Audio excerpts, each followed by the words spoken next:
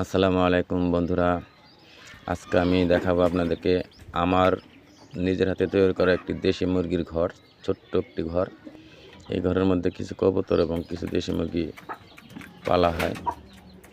এটা হচ্ছে কবুতরের খোপ। এটি আমার নিজের হাতে তৈরি করা, সম্পূর্ণ দেশি পাশ দিয়ে এই মুখগুলো এভাবে আটকে রাখা হয় রাতের বেলা কবুতরগুলো ভিতরে দিয়ে, এবং দিনের বেলা কবুতরগুলো ঘরের ভিতরে আলগা থাকে এবং দেশি মুরগিগুলো বাইরে থাকে।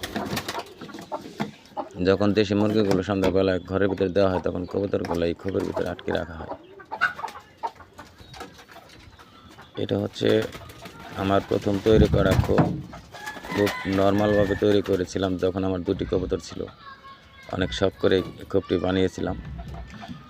এখন এটা আপাতত কোনো কাজে লাগে না। এই সিঁড়িগুলোর মধ্যে কবুতরগুলো ছেড়ে দিয়ে বসে থাকতে পারে, আবার যখন সন্ধ্যা হয় তখন এটা আটকে রাখা হয়। এদিকে রয়েছে একটি বাঁশ দিয়ে তৈরি একটি খোপ। এখানে দেশি মুরগির ডিম ফোটানো হয় এবং ছোট বাচ্চাগুলো ধরে রাখা হয়। এই সিঁড়ি বেয়ে বাচ্চাগুলো ওই খোপের ভিতরে যায়, যখন ভিতরে যায় তখন আবার এগুলো আটকে রাখা হয়।